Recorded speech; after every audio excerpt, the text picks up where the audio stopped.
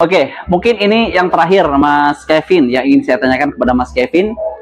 Menurut Mas Kevin selaku konsultan pendidikan dan juga pengamat pendidikan, perlukah kurikulum ini dirubah lagi? Atau bagaimana saran ya, walaupun saran ini mungkin tidak akan sampai ke pemerintah. Ini Presiden terpilih Bapak Prabowo Subianto sebentar lagi akan dilantik dan kemungkinannya Kementerian Pendidikan juga akan tergantikan. Ada juga bisa jadi juga nggak tergantikan, tapi kan para koalisi-koalisi itu pasti kan menginginkan sebuah kementerian. Kalau misalkan kementeriannya harus berubah atau menteri pendidikannya harus berubah, apakah kurikulum ini harus dirubah juga? Atau bagaimana menurut Mas Kevin? Jadi kalau menurut saya, Mas Afri, kurikulum itu tidak etis dan tidak baik kalau selalu berubah-ubah, karena tidak ada kematangan dalam kurikulum itu. Nah sebenarnya kalau mau berubah itu paling enggak ada batas yang ditentukan, misalkan 10 tahun ya. Jadi kita tahu hasil dari kurikulum itu. Jadi tidak berubah dalam waktu yang singkat atau misalkan 15 tahun atau pokoknya kita bisa melihat hasil dari kurikulum itu. Jangan sampai sedikit-sedikit berubah, sedikit-sedikit berubah. Kenapa? Karena yang menjadi korban itu penyelenggara yang ada di sekolah.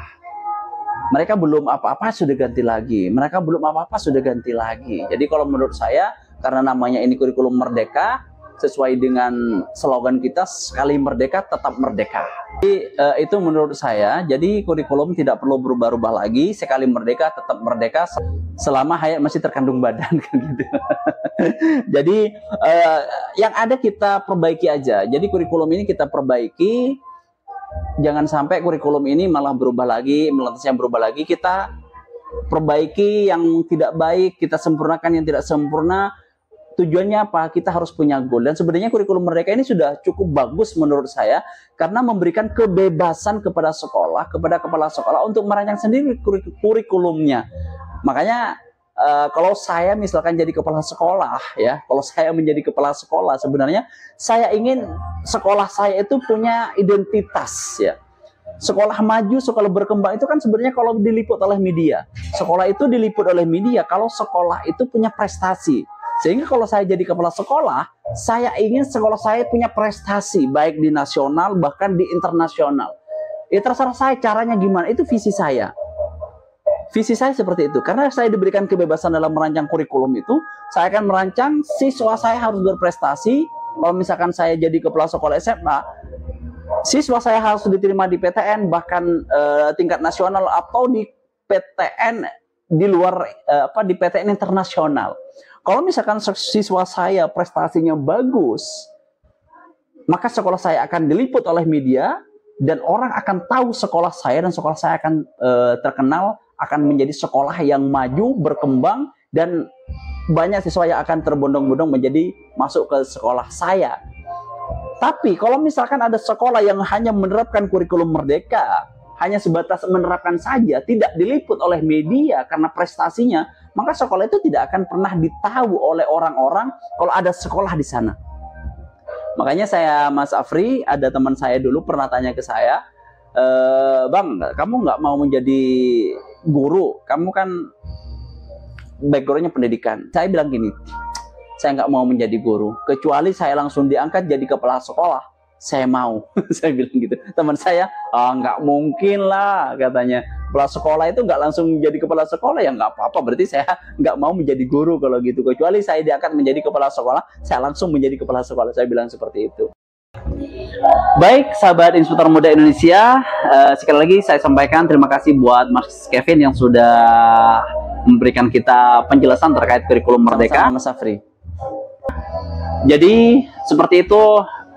Menurut pendapat dari seorang konsultan pendidikan dan juga pengamat pendidikan yang ada di Indonesia, yaitu Mas Kevin Arifianto, di mana beliau memberikan penjabaran dan sebenarnya cukup benar ya apa yang disampaikan oleh Mas Kevin, kalau kurikulum mereka ini sebenarnya sudah bagus, tinggal implementasinya yang di sekolah harus dimaksimalkan kembali.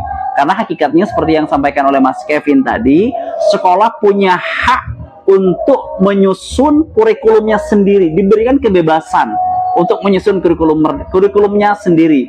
Sehingga kalau misalkan di suatu sekolah, di suatu tempat masih perlu kurikulum K13, kurikulum KTSP atau bahkan KBK, itu boleh diterapkan karena sekolah diberikan keleluasaan untuk menyusun sendiri kurikulum yang sesuai dengan kebutuhan yang ada di sekolah itu.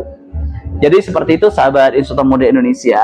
Kalau saya boleh menambahkan, sebenarnya kurikulum itu tidak ada bedanya dengan bagaimana kita mendidik seorang anak. Jadi kita mendidik anak itu merupakan kurikulum juga ya. Kita selaku orang tua itu punya wewenang dan kebijakan bagaimana mendidik anak. Dan mendidik anak dengan anak orang lain itu pasti berbeda. Contoh, saya kasih contoh Ahmad Dhani ya.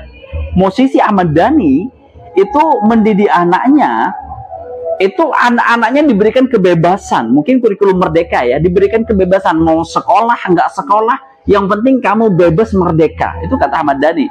Sehingga Dul sama Al itu tidak tamat SMA kayaknya, atau bahkan tidak selesai SMP mungkin, saya nggak tahu. Tapi yang pasti nggak kuliah ya, karena Ahmad Dhani berikan kebebasan. Tapi si L itu kuliah di London ya. Itu pun karena dipaksa oleh bundanya, sehingga Ahmad Dhani itu sempat marahin si L. Ahmad Dhani bilang gini, kamu itu kuliah atas keinginanmu sendiri atau diperintah atau dipaksa bundamu? Kalau dipaksa bundamu, jangan mau lah, kamu itu harus merdeka. Itu caranya Ahmad Dhani mendidik anaknya, artinya kurikulum yang dia terapkan. Tapi kita jangan menelan mentah-mentah kurikulum yang disampaikan oleh Ahmad Dhani itu. Kenapa? Karena Ahmad Dhani dengan saya sudah pasti beda. Mungkin Ahmad Dhani itu Singapura, saya ini Indonesia mungkin ya. Ahmad Dhani boleh mengatakan seperti itu. Kenapa? Karena dia sudah menjamin semuanya. Dari kecil anaknya sudah dilatih musisi, sehingga muncul yang namanya Lucky. Aku bukan Superman. Itu dari usia berapa mereka sudah dididik seperti itu? Sehingga mereka diberikan kebebasan untuk kuliah atau enggak. Yang kedua, privilege Ahmad Dhani itu sudah tinggi. Dia sudah seorang artis, seorang legend, sehingga anaknya gampang mudah terkenal. Sehingga kalau itu diterapkan di keluarga saya mengatakan kepada anak saya, kamu bebas nggak sekolah, mau bebas nggak kuliah, mau belajar nggak apa-apa, nggak belajar nggak apa-apa. Wah, anak saya nanti nggak jadi apa-apa beneran. Nah, jadi kurang lebih seperti itu menurut saya terkait kurikulum itu. Kita harus menyesuaikan dengan kebutuhan dan karakteristik siswa kita dan kemampuan kita dalam menerapkan kurikulum itu. Sebenarnya kurikulum merdeka itu memberikan kebebasan kepada sekolah untuk menganut kurikulum apa yang terbaik yang bisa diterapkan di sekolah itu. Mungkin itu saja dari saya.